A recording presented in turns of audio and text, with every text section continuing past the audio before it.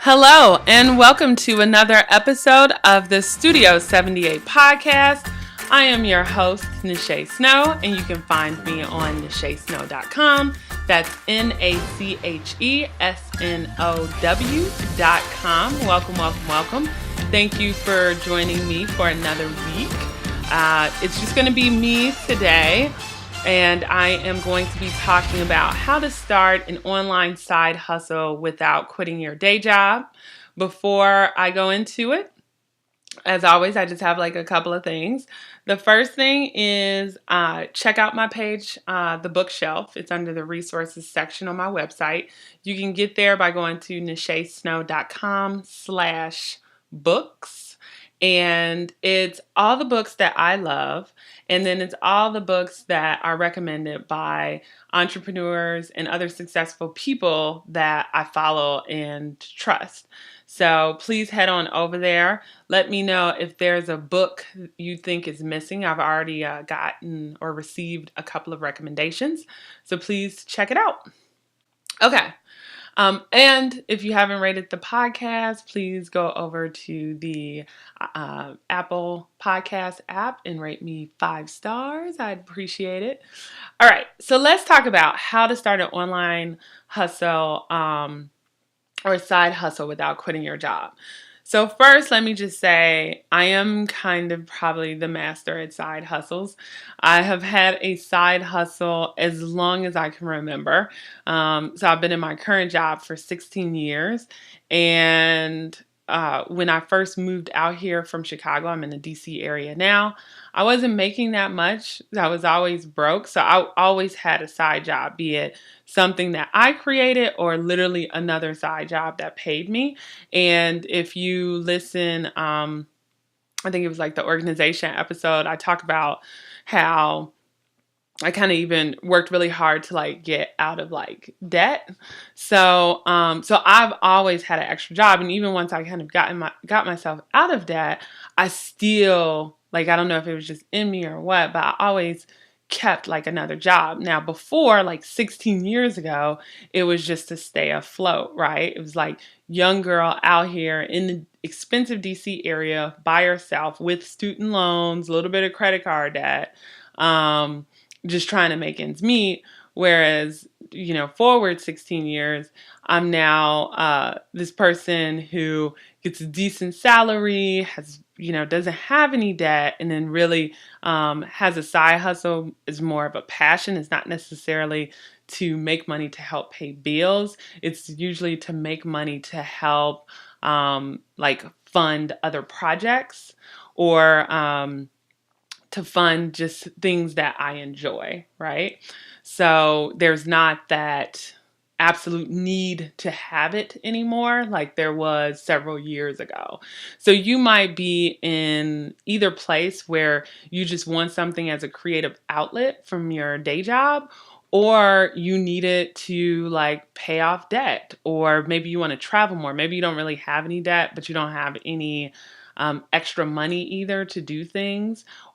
So maybe it's for that, or maybe you just want to save more money, whatever that is. It is important for you to know what your motivations are, because sometimes that helps you determine what you're willing to do for your side hustle. Back then, I was just I just need to get paid. Whereas now, I wouldn't do anything that I didn't find enjoyable, something that is part of my passion, right? Okay. So, all right. So how do you start this side hustle? So the first thing I would say is you need to decide what you want to do. And so I'm assuming here that if you're starting an online side hustle versus going to work at McDonald's or going to work at a department store, or just kind of the typical side job, and in the links to the show notes, I'll have a link to this huge list I created. It's called the Ultimate Side Hustle List, 100 ways to earn extra money. And it goes from the traditional ways to earn extra money to different things like selling on eBay, selling on Amazon. So that's one place or one resource you can use in order to get started. But but also, so, when you're trying to decide what to do, if you just, I'm assuming if you don't want to just do like a regular kind of side hustle, like a department store or whatever, if you're trying to start kind of like this online side hustle, then you probably want to align it to something that you're somewhat passionate about, or you definitely are passionate about. And so, usually people say, think about what you do in your free time. And whatever, when you're not getting paid for it, when no one's looking, like, what do you enjoy doing?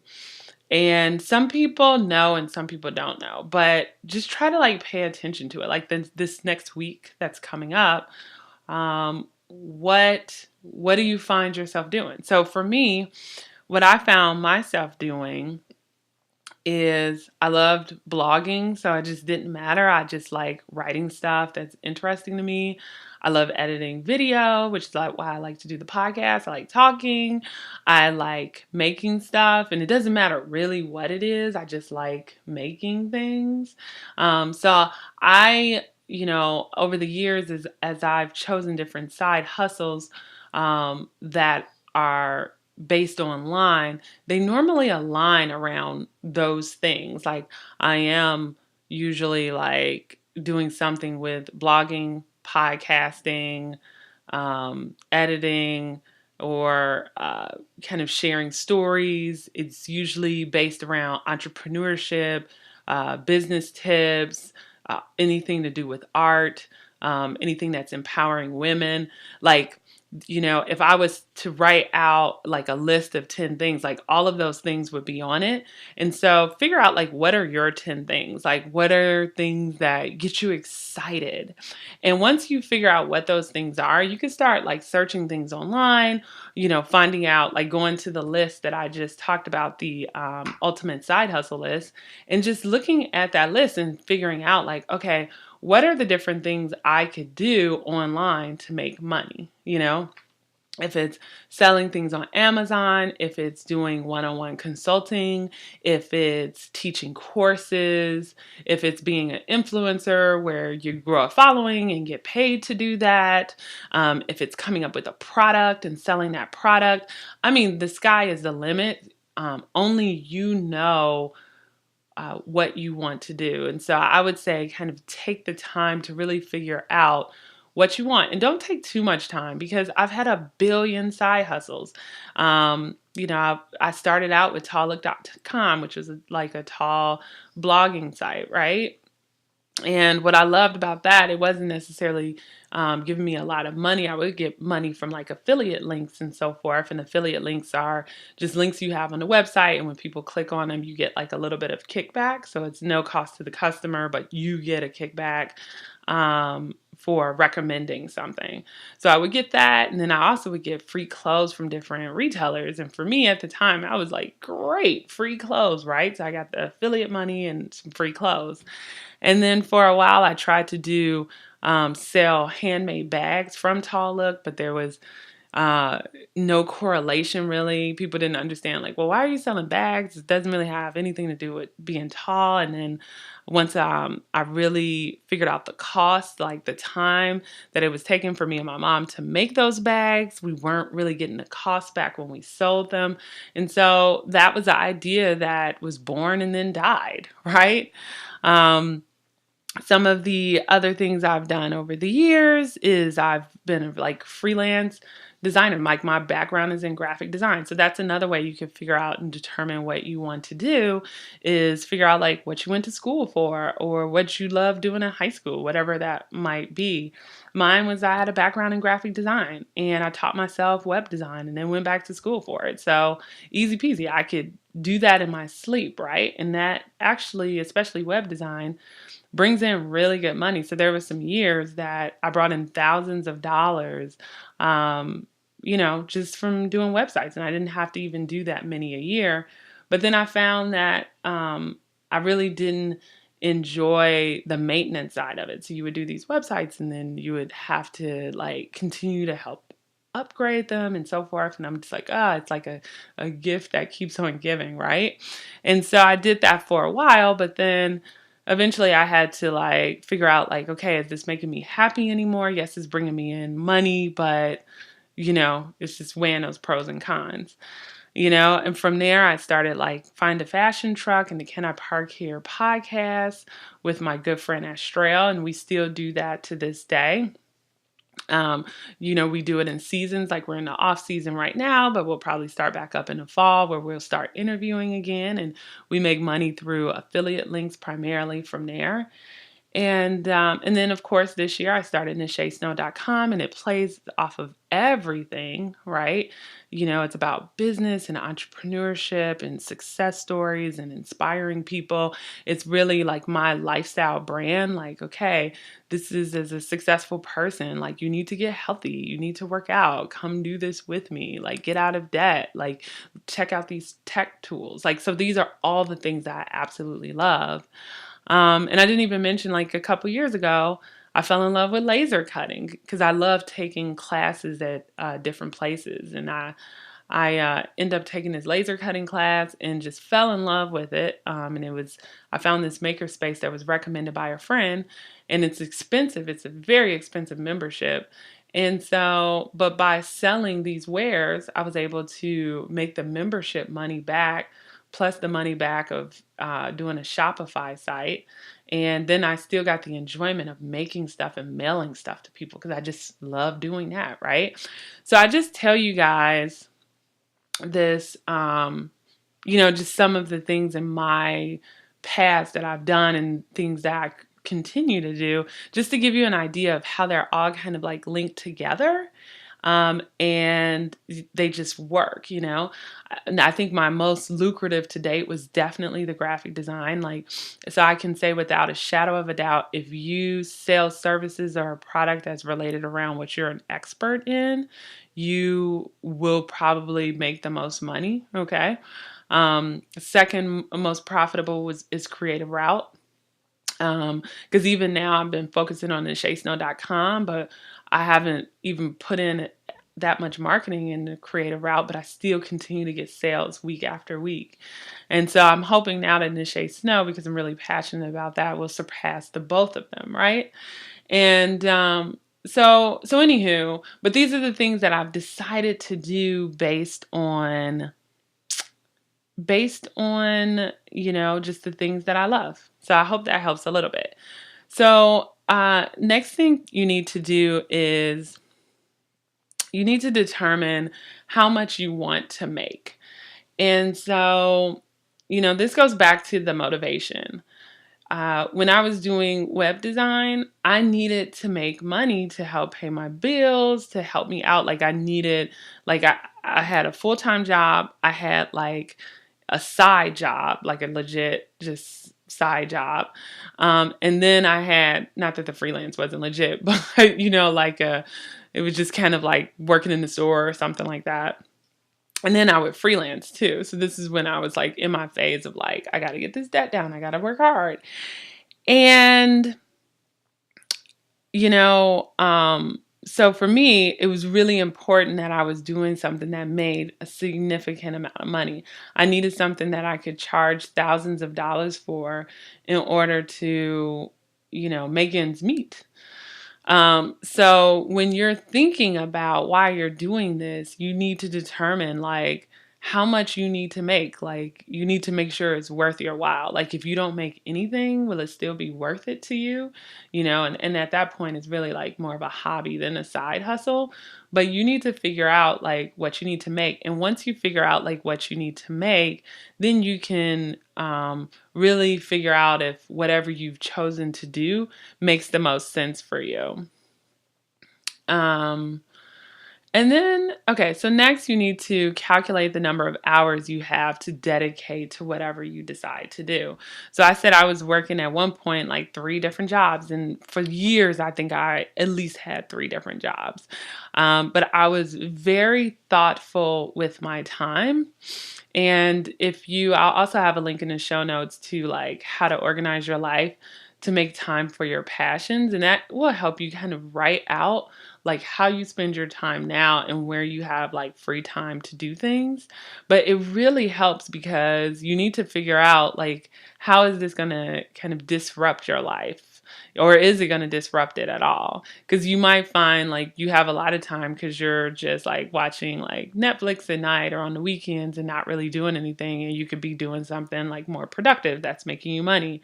Or you might find that you actually have other passions or commitments, on different nights like Monday, Tuesday, and Friday, which means like only Wednesday and Thursday you have time to like dedicate to something, right?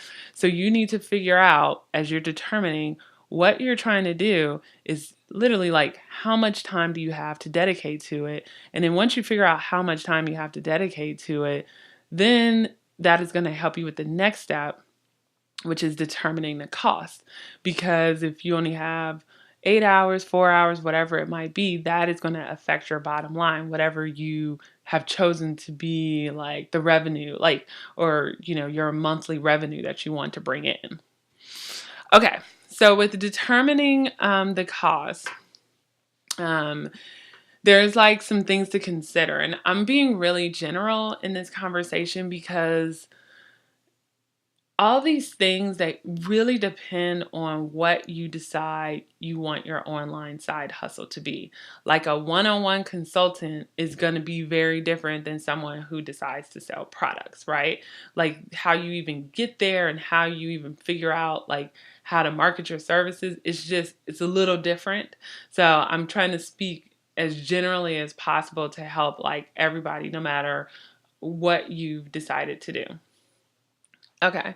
So with determining the cost, like depending on what you decide to do, materials. So if you're selling a product, you need to find out like how much your materials are going to cost. Can you buy them wholesale? Because that's going to figure into the cost of the product. The software. So for example, with NacheSnow.com, like I pay for CoSchedule, which is great. It basically recycles my content, and all that means is when I put out a podcast, I have CoSchedule integrated into WordPress, and I set up links to go out to Instagram, Pinterest, Facebook, and LinkedIn. And then I can tell it to recycle that content. So even though it posts something, let's say on this Friday, it'll post it again 2 weeks from now, right? And so what that does is it prevents me from having to spend all my time on social media, right? Because I'm like, I don't have time for that. So to me, that cost is effective for this business that I'm building now. So for you, depending on your business, like if you're a one-on-one coach, you might want to pay for like acuity scheduling or something. So just depending on what it is you do, think about that.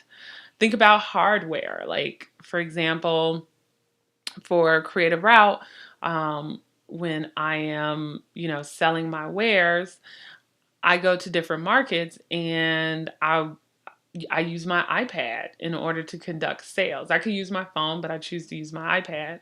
And of course, I've invested in like the little sliders, and most of them are free, like for Shopify and Etsy. But like right now, as I go back into go into the summer season, I need to sell things. I need to actually invest in like a little Shopify reader that allows you to take cards that have a chip in it, for example. So, I mean, just think about like the hardware you might need for your particular business. And then the last thing I would say is like, think about the labor.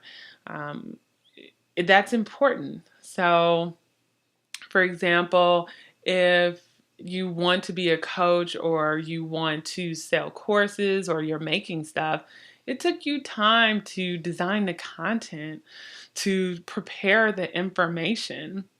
And so that time, your time is worth money.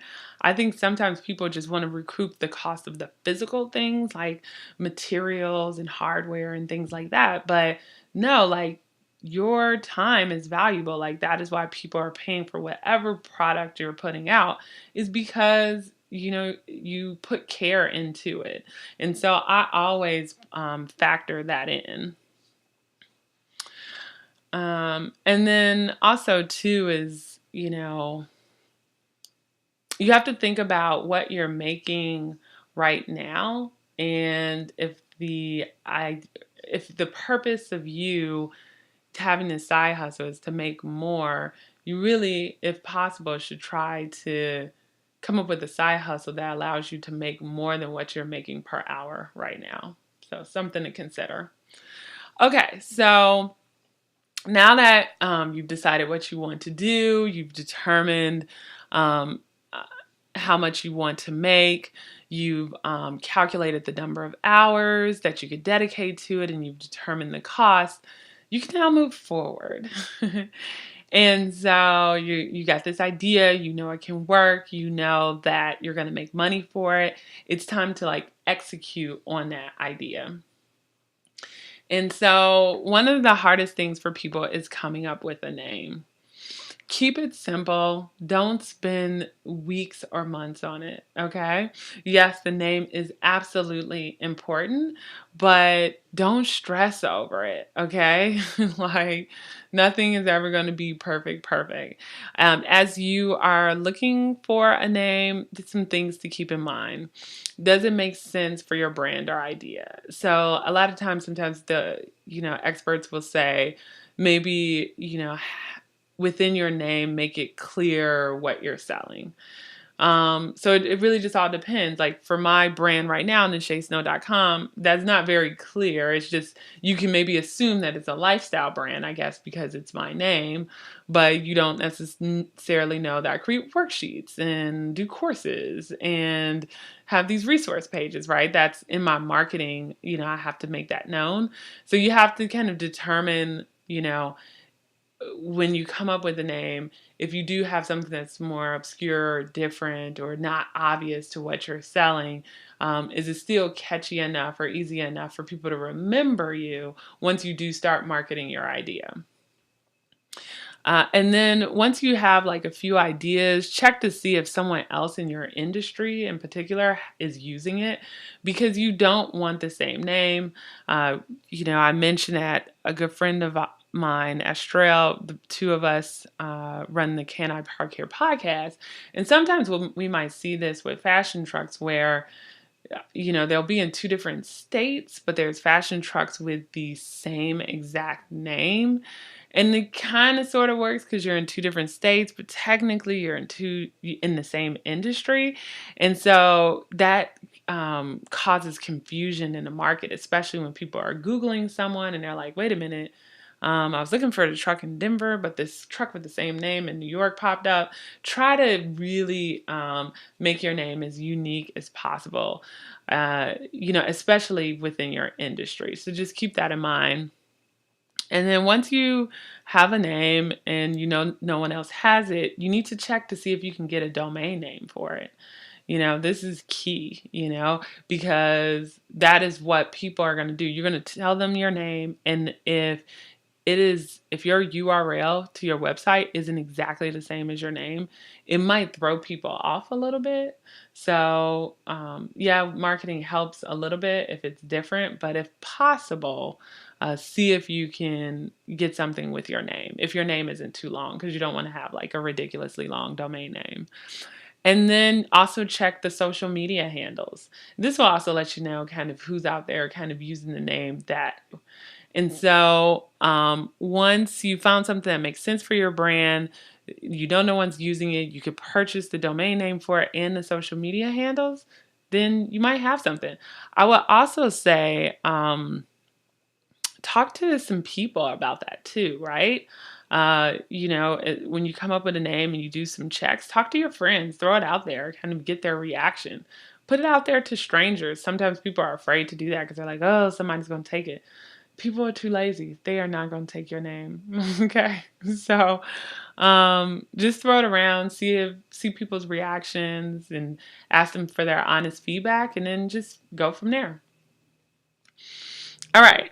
And so when you're creating those social media handles, so like once you have the name, Make sure that your social media handles are all the same if possible. So for me, it was kind of tricky. Like for the most part, for my business now, I could do NacheSnow.com for everything. But the tricky part for me is on Pinterest. I already, for years, since Pinterest was um, first created, I had Pinterest.com/tall look. And so I hesitated, even though they do allow you to change the name, because I have a couple thousand followers and I get a decent amount of traffic that then takes people to, like, especially Creative Route, because I have Creative Route stuff and Nache Snow stuff, NacheSnow.com stuff linked to my Pinterest. I didn't want to change it because I didn't know if it would change the algorithm or do anything weird. So in that case, because I had a social media account so long and Pinterest wasn't going to be necessarily the bread and butter for NacheSnow.com, I kept it tall look, right? But for everything else, I tried to make it Nache Snow. Facebook wouldn't allow me to do it, and probably because my personal private page is Nache Snow. So for that one, I end up having to do Studio 78, which works, Studio 78 podcast. But even though I wasn't able to do what I'm recommending 100% because of various reasons, if you can, I would say try to have the same name everywhere. And that really helps when you do cross promotions. So let's say on Instagram, I'm like, I'll use my friend Estrella as an example. Let's say if I'm like, oh, look at these cool wall hangings from at Estrella Riles. But then I also share that Instagram post on Twitter and on Facebook with that same at Estrella Riles. If her name is the same in all places, it'll link up appropriately to all of her kind of social media networks, right? But if like she's Estrella blah blah blah something on Twitter and Estrella something else on Facebook, when I share that Instagram post, it everything isn't like synced up seamlessly. Hope that makes sense. So just try to make them the same. Long story short. And also, like, one last thing about social media, even if you're like, I don't even like Twitter, I don't like LinkedIn, I don't like whatever, just create an account anyway. You never have to use it. You could just say, you can have in the comments like, hey, don't really use Twitter, but find me on Instagram, because people might that are Twitter people might like you and then go and look for you on Twitter. And even though you're not on there, that's a missed opportunity for you to redirect them to the right place. Okay, so what's next for this online business? Determine if you need a website.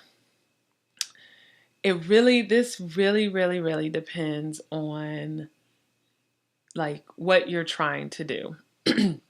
I wrote an article for this fashion website, IFB, called How to Choose the Right Website for Your Business.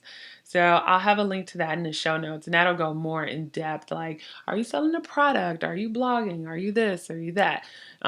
Check that out for more details. But really what you just need to figure out is like, is what you're deciding to do, is it necessary for you to have a website? So for example, some people make money selling things on Amazon. So they'll find things, let's say, on sale at Target, Walmart, whatever, and then they'll resell those products they find on sale on Amazon. Or they'll find like old books and then sell those on Amazon. Do you need a personal website to make money online for that? No, because your Amazon presence is your website. I talked about selling a product. Let's say if you decided to start on a place like Etsy or start at a place like Society6, you're using their platform, and then you can choose to get your own website if you get popular. But really, you have a presence on an existing platform, which means you don't have to invest money into getting a host or paying for a content management system like Squarespace. So just think about it, like, is it right for your business? And if so, check out my article, and that'll tell you like if you should do like Squarespace versus WordPress versus something like Shopify, because those are the three that I recommend if you need a website. Okay, so home stretch here. Next is developing a marketing plan. So admittedly, like, I always have a marketing plan, but I'm bad with like press. Like, press should be part of your marketing plan. So that's something that I'm working on now and trying to get better at. But I always have like a marketing plan for like my social media, how I'm going to put things out there, maybe who I want to tag or let know that my business is here, like who I can tag and engage with, who might be interested. Like, maybe for you, it's smart to reach out to colleges or to reach out to local businesses to tell them that you're offering this service or product. So you need to figure out what your marketing plan is. And to get myself organized, I always use like Google Sheets or Google Docs.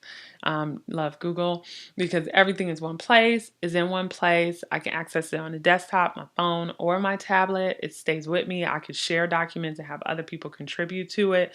But really think of figure out what your marketing plan is. And I would start like in Google Docs and start typing up kind of how you want to spread the word about your business, and then maybe use Google Sheets, which is like just a spreadsheet, and maybe kind of come up with a list of, maybe think places you want to contact. Like for me, for Creative Route, I have a ton of like magazines I would love to be in. So just kind of think of things like that. And then also part of your marketing plan should be, and this is like the simplest way to get the word out there, is to use friends and family. Now, it's funny, I had a article on like, I forgot what it was entitled, but it was about getting support from friends and family. Like, for some people, it could be difficult. For other people, their friends and family are ride or die.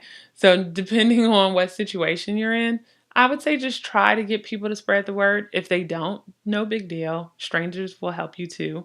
But at least first start out with friends and family. Like, hey, I'm doing this. Send them emails, direct messages, messages on Facebook. Ask them to share whatever it is you're doing.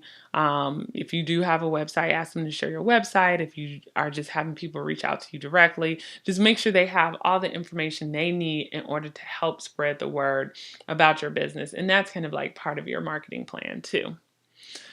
So that's it. And other than that, and the last thing I have is just do it. Because what I've learned over the years, I mentioned just some of probably the more successful ones. And I mentioned one that didn't quite work out so well, but there's been other things that didn't work out so well either. It's okay if it doesn't work out. That's the beauty about online. You just put something out there, you try it, it doesn't work, you pivot. It's for the most part, it's low startup costs unless you're really doing something big, like having a product manufactured.